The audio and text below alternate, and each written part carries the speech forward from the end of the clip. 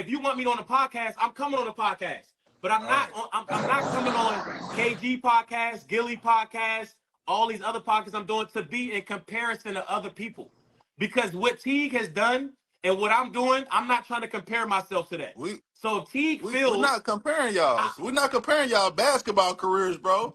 We just wanted a fair 3-point contest. Can I talk?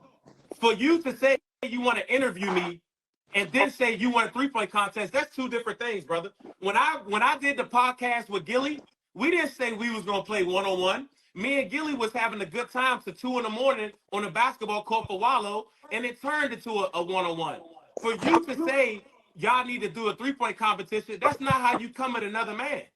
I didn't say y'all need to do anything. We're asking. That's not the energy given on the video. That's not the energy. That's all I'm saying. It's a 3 No, I don't want it to flip where you got. So for those that are confused as to what's going on, Lethal Shooter has been going on a tear with his, of course, shooting videos. They get more and more extreme. The gummy bear video is the one that's got people up in arms and in a tizzy because he's shooting gummy bears into water bottles.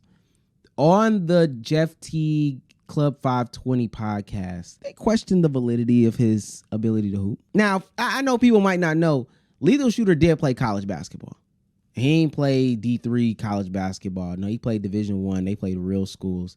Lethal Shooter is good. Jeff Teague is an NBA player. Awesome. So, challenge into the 3-point contest. People heard it. Word got back. Man talk. And we are here. Do y'all think Lethal Shooter is sensitive about what's going on right now? Yeah, it was just a challenge to a 3-point shot, 3-point contest, right? It may listen. I've been big on delivery matters, so I may need to see the original clip. Cruz, if you can link that. But I know there's so much context and so much stuff left for them to argue about, but I just want to say these are all 50. To be on IG Live of all places arguing about a 3-point as a man, I ain't gonna lie. If you invited me on to just have a conversation, that's cool. But to say you want to challenge me as an NBA player to a 3-point shot with me being a shooting guru, I felt that's disrespectful. What the are they gonna challenge you to? A cooking contest? You're a Lethal Shooter. What would? Let me stop because I don't want to get the Lethal Shooter out with him. I really don't want to not with Lethal Shooter or say something he's gonna see and get mad at. Hey man, he's responded to all these tweets but mine. I'll say it again, man. Do it live. Do it live, Lethal. That's the challenge, man. Because I know you be taking 3,000 tries saying, I understand it now every single time, every single take. I understand it now. But I understand it. If he challenged you to a 3-point contest, what would you do though? I'd get cooked. I'll do it. It's him accepting. Oh my gosh. Okay. And I'm winning. Let's keep going, John. I'm just trying to say, if this was something y'all wanted Lethal on a podcast, it should be something where it's like, Lethal, we respect what you're doing. Can we pull up to you? Man, come tomorrow.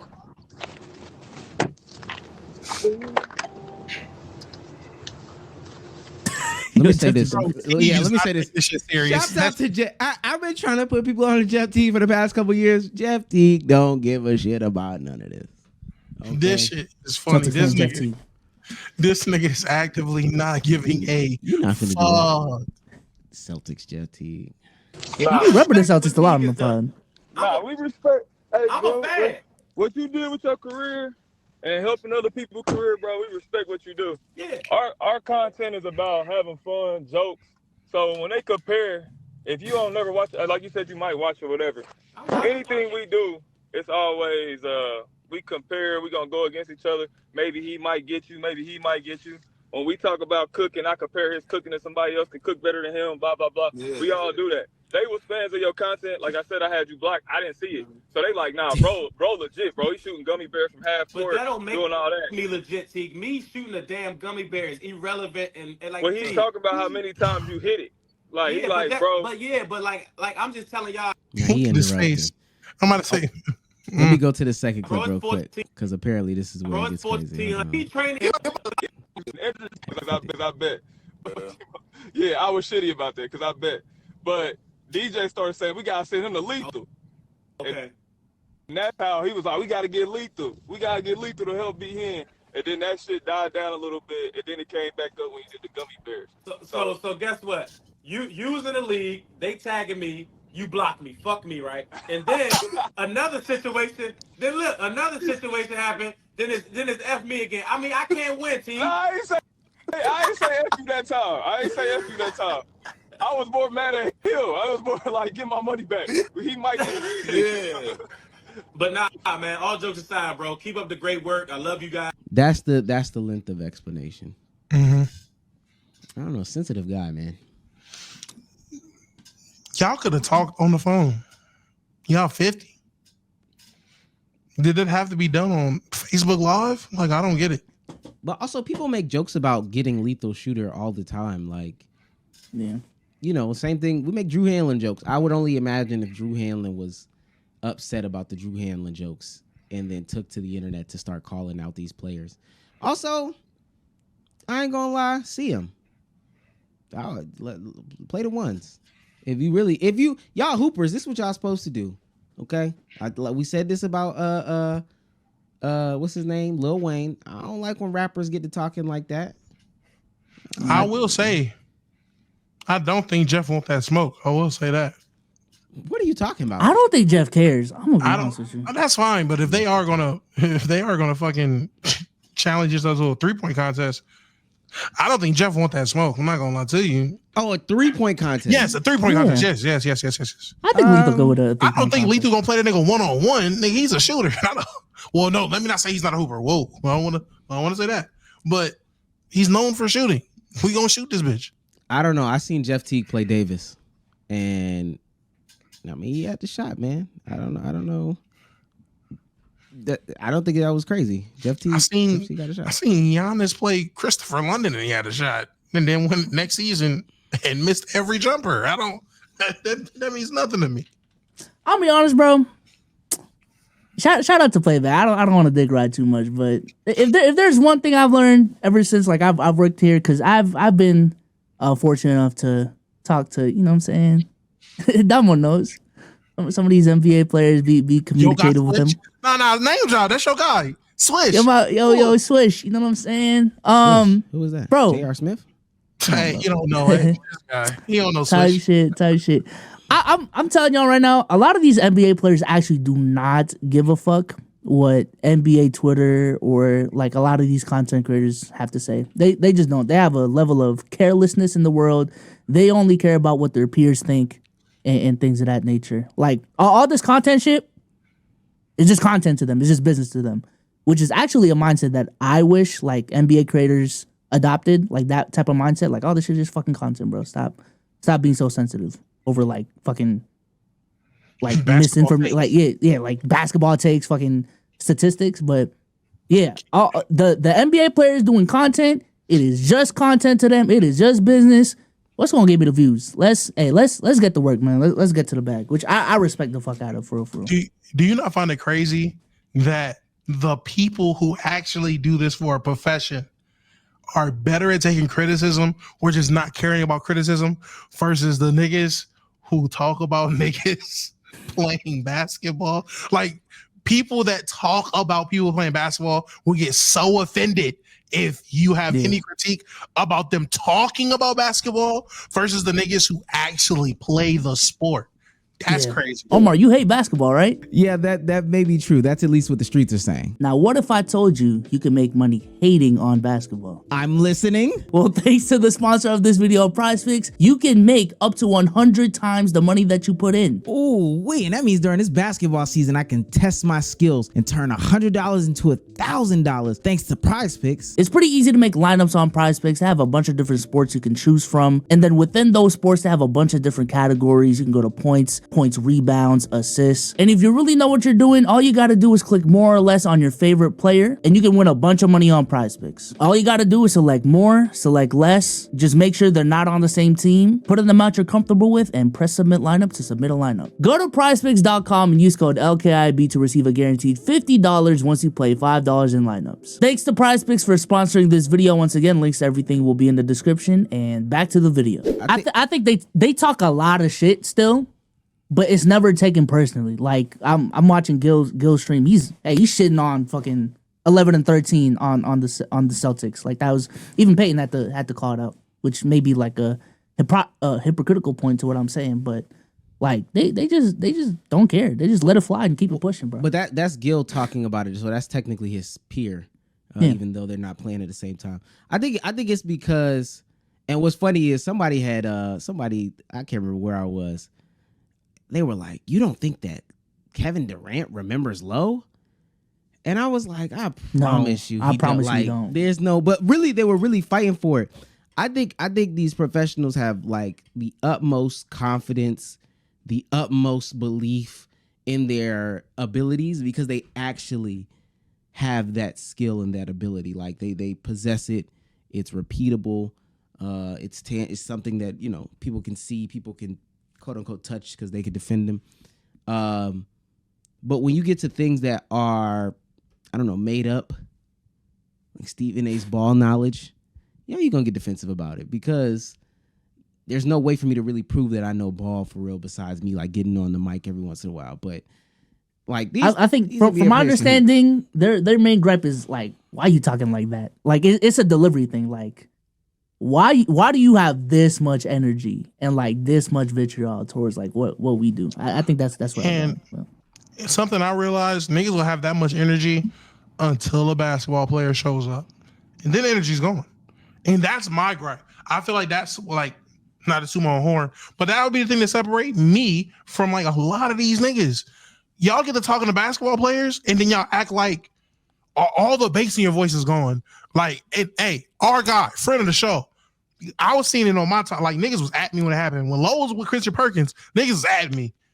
Yo, niggas is in the chat saying Lowe is like, he's on different timing. Like, oh, where all the bass go in your voice? All that shit. Now, going and look at it, it's like, all right, niggas just trying to have a conversation, but when 24/7 you're having basketball convos, there's a certain way you carry yourself. And then Big Perk is on the mic, and now we can have a cordial conversation. That I can see how that seems crazy. I as a casual viewer, I can see how that seems crazy. Which is why when I get my opportunities, popping my shit, I still pop my shit. I think that's the difference, though. Is it like in those interactions for the creators, it's a big deal. Like, oh my god, I'm actually talking to an NBA player. But to the NBA player, but it's just another conversation, man. Like, I don't give a fuck about this. But that's the problem. The fuck is it a big deal for? Nigga, you talk ball. Doesn't matter if the nigga has a championship or if the nigga doesn't know what a 2-3 is. If you talk ball, you talk ball. I sat there, you're Udonis, I ain't gonna hold you. Yeah, that's all cool. Nigga, you're ugly with the braids. How about that? Yeah, like I'm still getting my jokes off. Iggy, you shouldn't have won finals MVP. Like I'm still RJ Hampton, you suck. Like I'm gonna still get the shit off because that's just, and maybe that's toxic, whatever, but it's just about consistency. It just feels weird you gonna sit here and talk to all these people this way, but then when that would have been crazy. But then when whoever gets in the space, the energy's gone. I've never subscribed to that, but that's just all. I think it's the reason why I think it's a difference is because now you're being and getting your jokes is different than actually talking to ball, like what we're saying. Yeah. But what I'm saying is when people actually have to have the full on conversation with somebody who is experienced, and I'm talking about face to face, because online they can get it off. I know during the pandemic people was literally telling doctor shit to their Twitter news. But when it's face to face, you have to come to the grips of reality that says you only know about 5% of what you're talking about. And so when you're talking to people that know what they're talking about, you ain't never been in a conversation where, like, all right, you was talking to somebody, they knew what they was talking about, and then somebody else knew what they was talking about as well, to the level that the other person, and then maybe a third person came in, and then all of a sudden you find yourself kind of like not talking. Yeah, that happened today in the space when niggas start talking about actors and movies. Yeah, you just find yourself sitting on the edge of the conversation, and then slowly you get phased out. That's what I think it is with, like, again, all these professionals, because at the end of the day, as much ball as these people be knowing and they get a validation and all this, in reality, these people on the internet only know 5%. And I hate to be that person, but this that was my takeaway. But go ahead. No, I get it. I know that's not your takeaway, but being realistic, I think this is what even like the message that ticket was trying to get across in some regards. If you ever been on the court with somebody for real that can not your best player, and I'm talking about for real that can play, you know when to shut the fuck up. You know. I'm sorry. I know that's not what you're talking about. W's fan, but all I'm saying is like, yeah, I know. The fear of like, these NBA players, they saw what I said. Like, they just don't care enough. That's my ultimate point. So to Damo's point, I don't think that fear factor of like, oh, they're really about to grill me. Like, it's just another conversation. We just talking basketball. It's just basketball. We're saying the same thing, but I'm saying on the flip side of that, I think that's why they have that fear. Come to the grips of, oh shit. But I also think that's why they don't care as well, is because they know you don't know what you're talking about, and they know it's not going to be like that. And also lace up. Yeah, but even then, they won't even get the lace up because when they get to you. So you were the one that said my field goal percentage was what? I'm not gonna lie, Mr. Durant. Like, when it gets that way, like, how serious are we really about to say this? Yeah, Mr. KD, your true field goal percentage is not that high. The fuck? Like, cool, gang. Plus, niggas ain't never really been on that bench. I think Eli might have been the first person I ever heard really being on that bench talking about true shooting percentage while the people is trying to win the game. And it's like, all right, brother. Nah, I knew he was serious about it when that nigga started bringing up his stats. Yeah, I average like 11 and 5, but my per 36 is really like 15 and 8, and I could have had more, but I wanted my true shooting to really be this. I said, nigga, stop playing basketball. Go pick up a clipboard, please. You're not a player. Niggas, I didn't take as much because my true shooting percentage need to look this good. All right, bro. Mm-hmm. We lost the plot. I don't know. I feel like I'm bagging on fucking NBA YouTube at this point, but like I know I've made the point of like, NBA players are more credible and all these different things, but a part of it too, they may just make better content than us. I ain't gonna lie. Like there is a lot to go into it, but the carefree attitude of, bro, this shit ain't that serious. I do think they make basketball conversations more fun because of that. I think that's something we do on here, but even then we can still get analytical, schmitical as fuck, but I think they embrace the casualness of the sport, and I think motherfuckers like that. But don't you think that's just because they have that baseline respect of being the former or current basketball player? Like, they're in that umbrella, so they just have that. They just have that comfort. Like us, nigga. If I wanted to go outside and like the stores down the street, I wouldn't think twice about walking at night to the store real quick, pick up snacks, and come back. But my girl would think that's terrifying. Like, I just don't even think about that. I do, but I also think like a lot of NBA YouTubers take themselves way too seriously, and like their main thing is trying to be the smartest in the room, as opposed to just let's have fun with the basketball talk. You know what I'm saying? So it becomes like this competitive thing. These conversations become way more serious now, to the point that when you are talking to an NBA player, it becomes a big deal for you to prove that you're right over them. When, bro, like Kendrick Perkins is literally trying to talk. Like if you disagree with them, if he don't care, you agree to disagree type shit. So I wholeheartedly agree.